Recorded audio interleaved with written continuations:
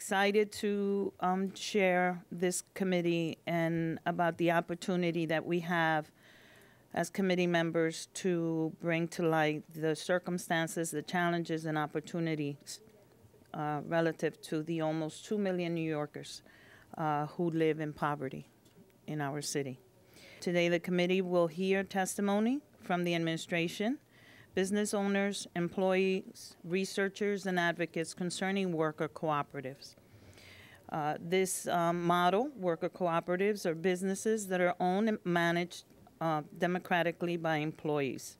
Some believe this business model may be an effective vehicle by which many unemployed, particularly in communities with long-standing unemployment and high poverty levels, may find new opportunities for employment and ultimately escape poverty. The message that I heard at the conference resonated in that government needs to be more active and proactive in publicizing and making the information to individuals available so they can consider a worker cooperative as an opportunity or a strategy for addressing their employment needs. And the question is, how do we in the City Council, working in partnership with the Speaker and the Mayor's office, create an opportunity for us to support, encourage the development, strengthen the ones that exist, but also provide opportunity for startups. When a revenue or income is provided to a worker cooperative, it provides for a workplace or an environment where decisions are made democratically, where you don't have one class of individuals, namely investors, controlling the fates, the minds, the bodies of another class of individuals, i.e. the workers. Moreover, in very sort of narrow,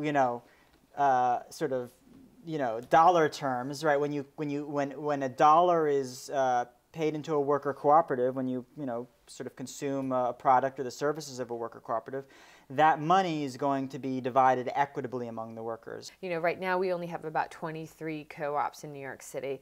As we have over 200,000 businesses. So when you look at those numbers, there's not a lot of data on them. But broadly, from what we've learned, is these are more entrenched within the neighborhood.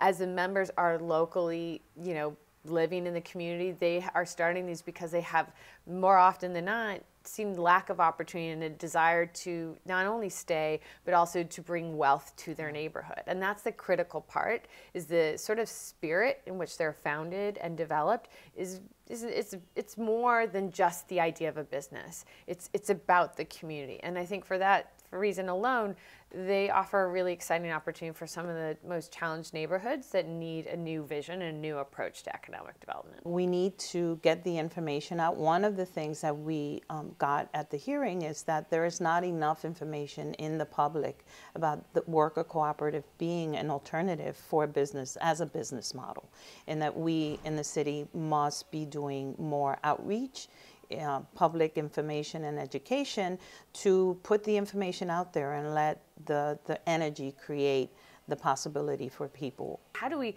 tinker with our programs or create programs that are not just relevant to where people are today, but how do we make it so they're reachable? Mm-hmm. I mean, oftentimes we have great ideas and we think we've come up with a solution to address a gap in the marketplace, a gap in economic diversity, but we haven't structured the program in a way that's reachable by folks on the ground. So either we get the connections wrong, we don't do the type of outreach to make sure it's presented in a way that seems relevant. And when everyone has extremely busy lives and lives in which they're just trying to get a meal on the table, we can't take it for granted what those barriers and challenges are. So thankfully what I learned in the Bronx really helped me understand that, and in a way really helped approach, and frankly I enjoy the fact that I get an opportunity to tell a lot of folks in my agency some ideas or suggestions about things we can do to really be a little more conscious.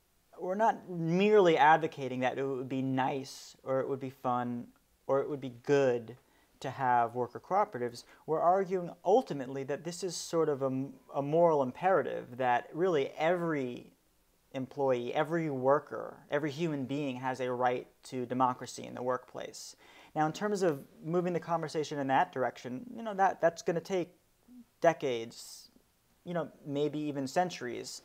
In terms of taking some very bold steps in that direction, I can't think of a better thing than the conversation that we're having right now with New York City Council, with New York City Economic Development Corporation, with New York City Small Business Services Department, and thinking about the ways in which we can integrate our democratic government with building democratic businesses.